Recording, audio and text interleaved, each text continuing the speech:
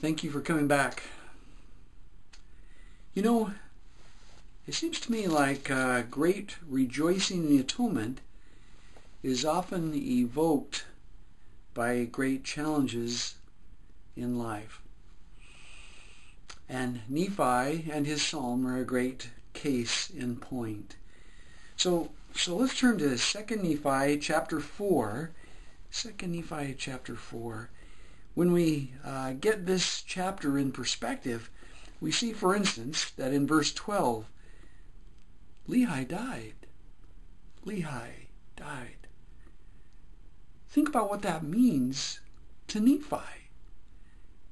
Lehi is not only his father, but the prophet, leader. He's his mentor. He's his guide. Oh, wow. What a keen loss for Nephi. So Lehi died, and, as you might expect, Laman and Lemuel promptly get angry, along with those who follow them. They get angry, we're told in verse 13.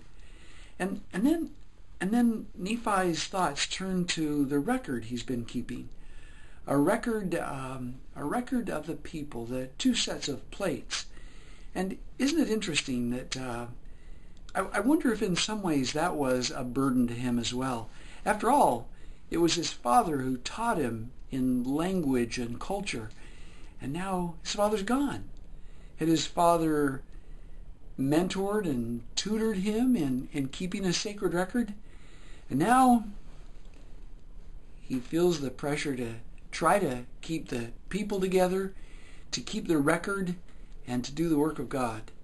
Well, sometimes the atonement gets to be more meaningful when we get desperate. So, if we pick up in verse 15, Nephi says this. He says, upon these plates I write the things of my soul. And then he says, for my soul delighteth in the Scriptures. My soul delighteth in the Scriptures. And then in verse 16, my soul delighteth in the things of the Lord. The Scriptures and the things of the Lord. A clear parallel. But you know, even as his heart rejoices, even as he observes in verse 17, nevertheless, notwithstanding the great goodness of the Lord, there's something about knowing the greatness and goodness of God that makes us more aware, more mindful, more burdened by our weakness and limitations, by our humanness. So he says, verse 17, he says, nevertheless, notwithstanding the great goodness of the Lord in showing me his great and marvelous works, my heart exclaimeth, oh, wretched man that I am. Wow, this is Nephi. Oh, wretched man that I am. My heart sorroweth because of my flesh. My soul grieveth because of mine iniquities. I am encompassed about because of the temptations and the sins which do so easily beset me. And when I desire to rejoice, my heart groaneth. My heart groaneth because of my sins.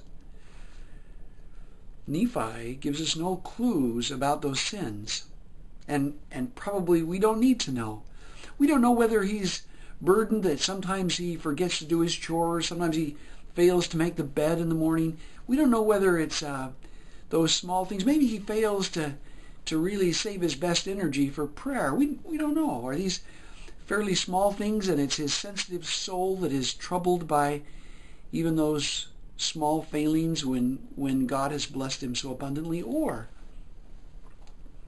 is Nephi more like us? Is he someone who blunders and just soils life time and again? Is burdened by anger and lust and selfishness and all those burdens of mortality? We don't know. And we don't need to know, because the principle is the same. The principles that Nephi will teach us in this great psalm are the same whether our sins are the minor variety or, shall we say, the more common variety. So he said, despite the goodness of God, my heart sorroweth because of my flesh, my soul grieveth because of mine iniquities. But then, here's the turning point. The turning point. Nevertheless, I know in whom I have trusted. Nevertheless, I know in whom I have trusted. Wow.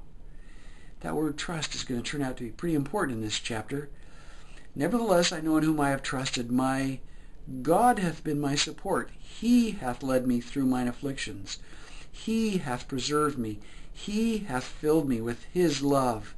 He hath confounded mine enemies.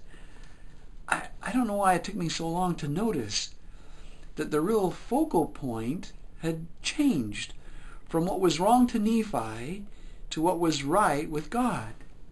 That's quite a transformation, isn't it?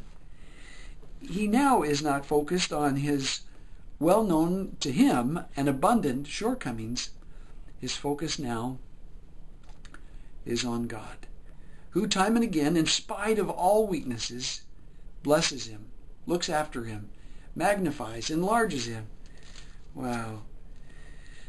I think Nephi's message is God is able to do his work, even with flawed, fallen, and imperfect people like us.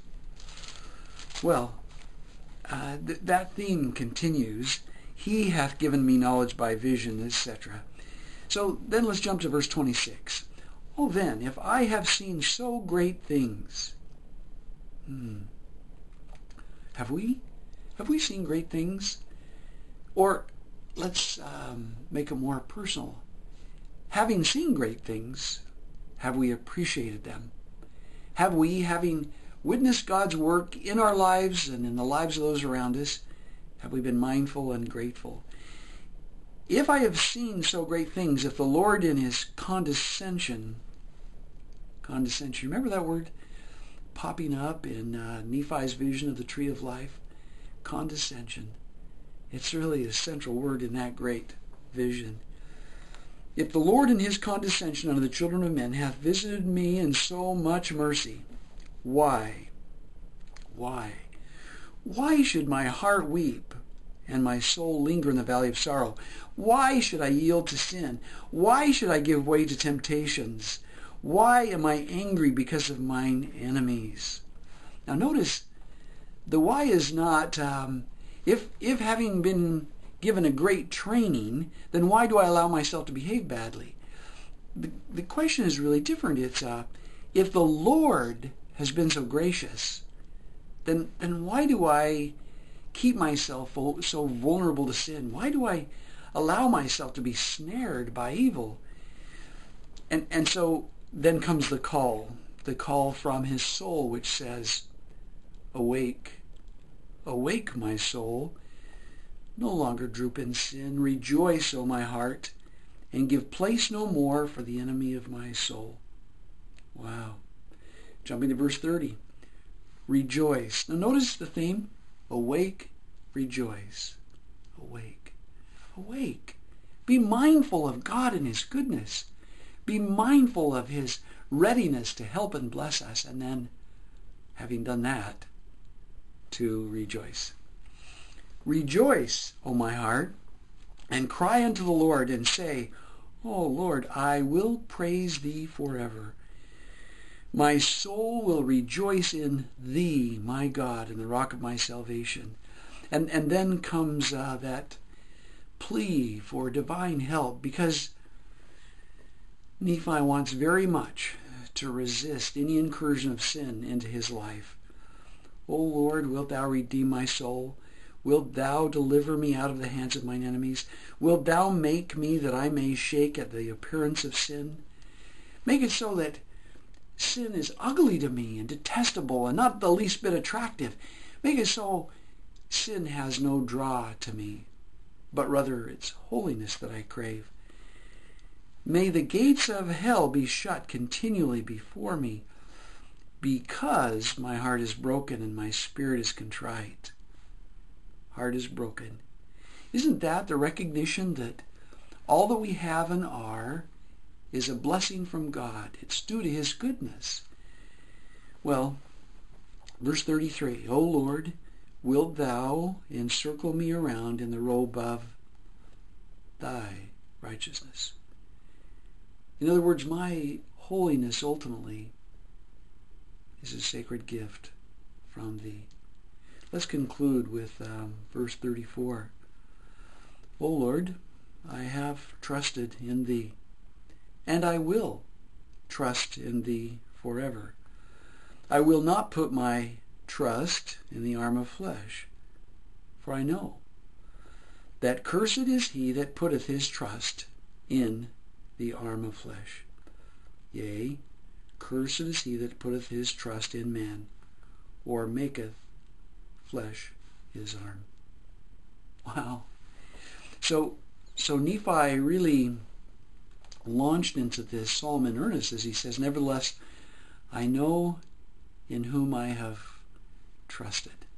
And he concludes by saying 5 times, trust, trust. Trust God, not myself. Trust God, not any other human. It is God who must save us. And then he concludes by saying he is the rock, the everlasting God. May we follow the great example that Nephi set. May we trust in God, and throw ourselves on his merits, mercy, and grace.